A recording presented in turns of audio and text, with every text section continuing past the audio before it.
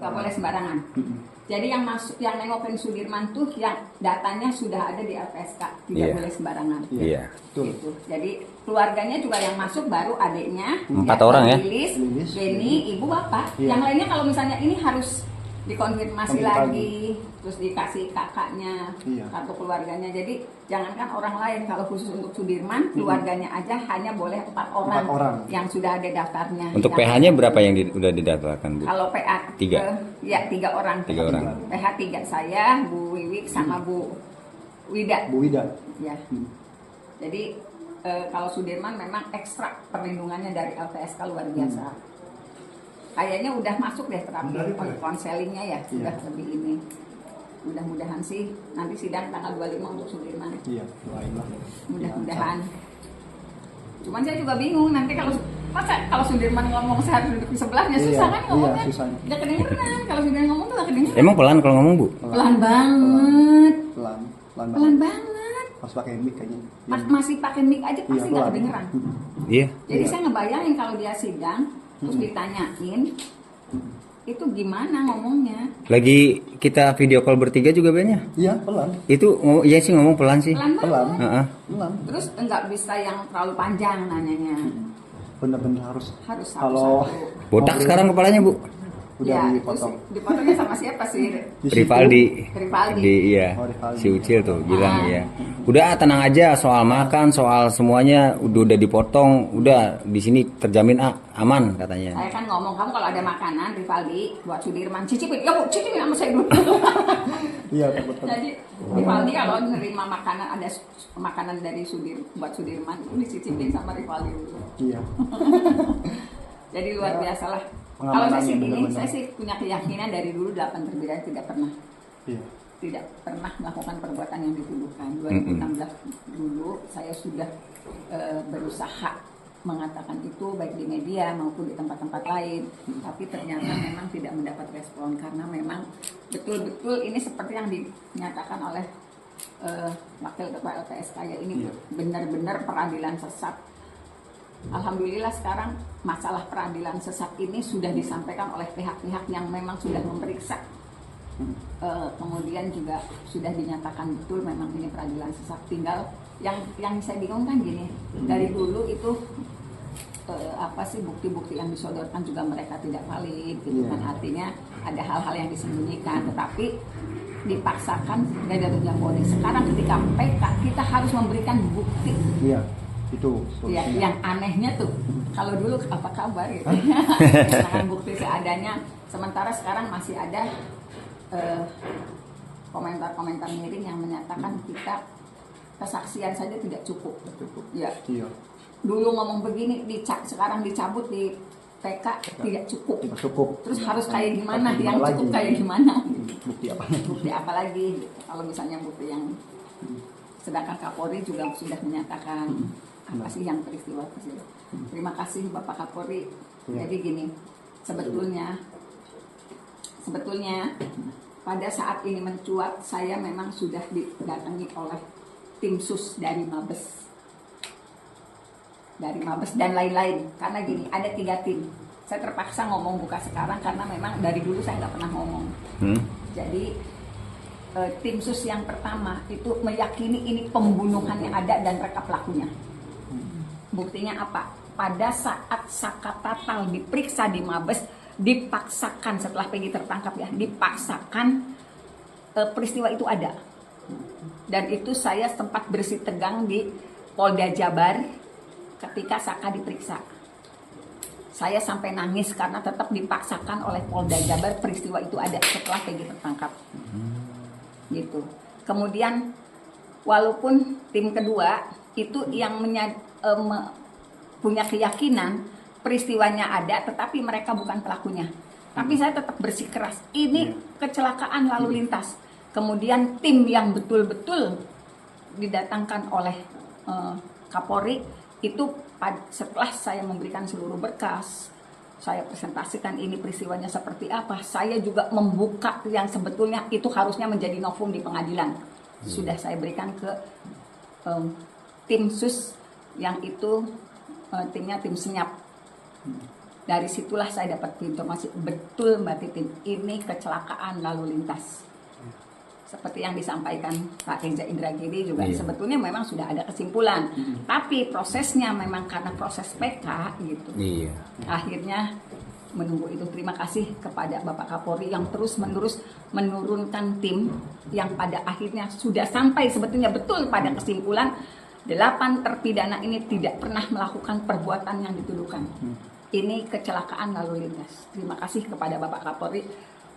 Walaupun belum secara terbuka Bapak mengumumkan, tetapi saya yakin Bapak sudah sampai pada kesimpulan itu.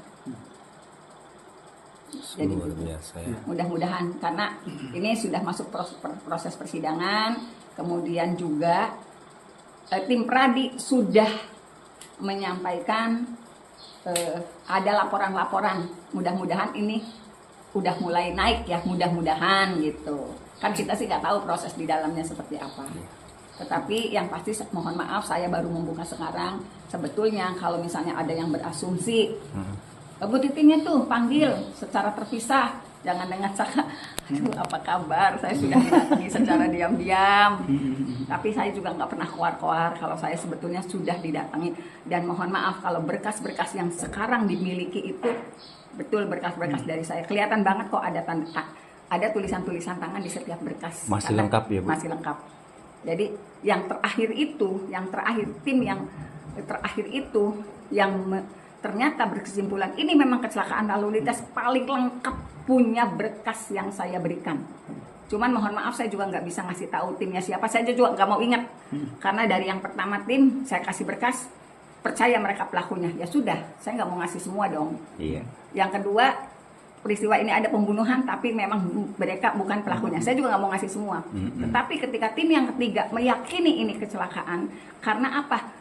Sebelum ke saya mantau dulu kemana-mana, baru berkas terakhir saya milih, saya buka semuanya, saya kasih foto-fotonya. Tim ketiga ini meyakini ini kecelakaan lalu lintas. Mudah-mudahan apa yang saya lakukan akan bermanfaat buat 8 terpidana, termasuk Saka Tatal, karena Saka Tatal kan masih mantan narapidana. Nama baik Bu. Ya, untuk pemulihan nama baik. Terima kasih Bapak Kapolri yang sudah menurunkan tim begitu banyak. Walaupun memang masih ada perbedaan persepsi, tetapi pada akhirnya sebetulnya memang sudah ada satu kesimpulan. Tetapi karena prosesnya proses PK, dan kami dari tim Pradi terus berupaya untuk menghadirkan kesaksian-kesaksian maupun barang bukti, dan kebetulan mudah-mudahan ada satu handphone lagi yang sudah ada di tangan saya. Mudah-mudahan itu terbuka peristiwanya. Karena kalau itu terbuka, jamnya akan kelihatan, itu nanti akan terkonfirmasi sebetulnya ada nggak peristiwanya. Kalau yang belum yakin nih, kalau saya udah punya keyakinan dari dulu, mau saya dibully juga bodoh amat, ini bukan peristiwa pembunuhan. Ini akan bodoh amat, saya dibully sampai jempalitan juga. Semoga bukti saintifiknya bener-bener ada nanti Bu ya. Karena kan gitu, soal bukti yang disebutkan tadi itu luar biasa tuh Bu. Kalau dulu tidak dipaksakan ada, kalau sekarang kita sebagai pengacara dipaksakan harus punya. Apa kabar dunia? Terima kasih Bapak Kapolri yang sudah menurunkan tim yang pada akhirnya berkeyakinan ini adalah kecelakaan lalu lintas. Tapi prosesnya memang harus melalui PK karena memang sudah berjalan. Ben, coba ngomong pendapat kamu sekarang. Itu tangan kelihatan, gelapnya. Nah, dan sudah kembalinya Sudirman ke lapas Kesambi. Kalau untuk keluarga Sudirman dan saya itu sangat senang ya, dan sangat nyaman buat untuk besuk ya Pak ya. Buat besuk kan nggak ada halangan atau apa ya, jadi terus juga pengamanannya ketat ya, jadi nggak sembarang orang masuk ya. Jadi kalau misalkan mau masuk itu cuma ada PH sama keluarga, kalau yang lain nggak bisa.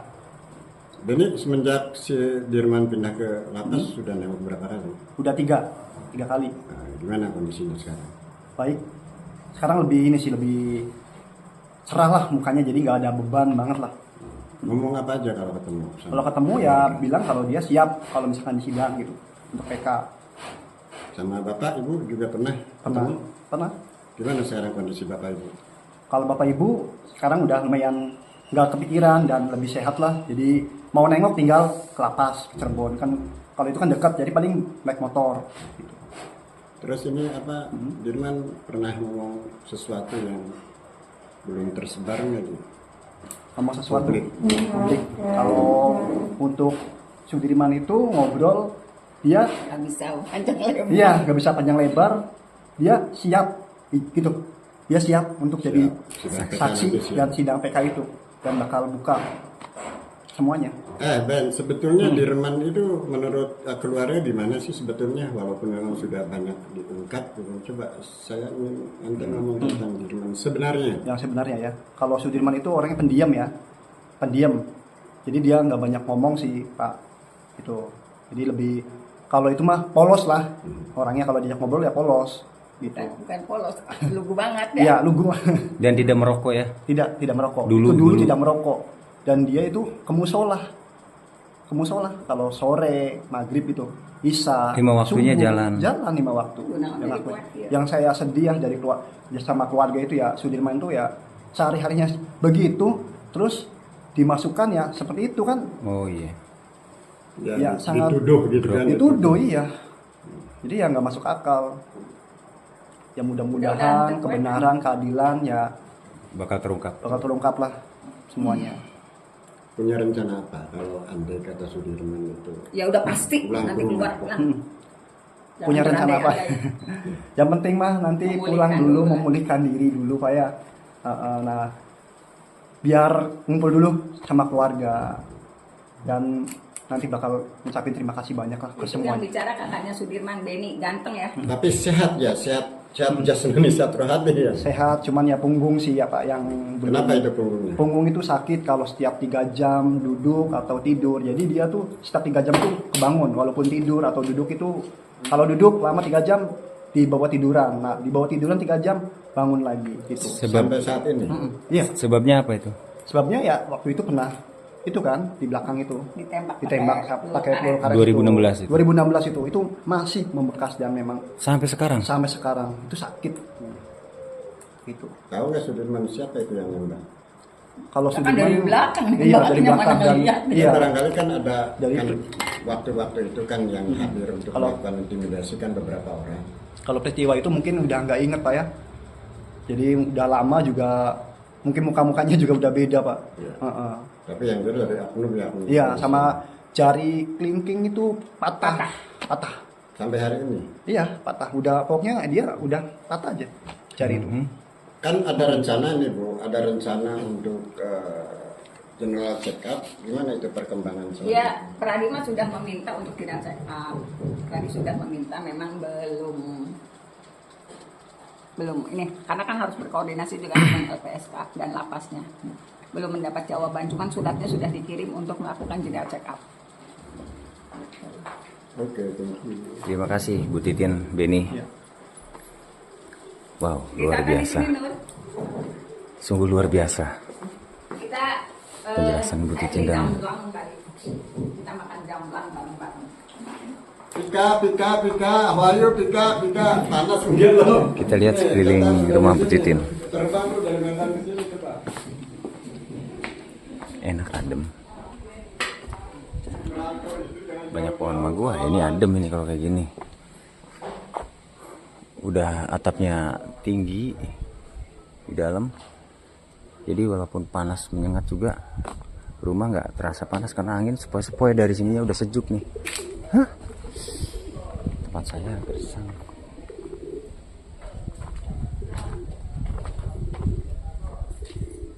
Kering semuanya.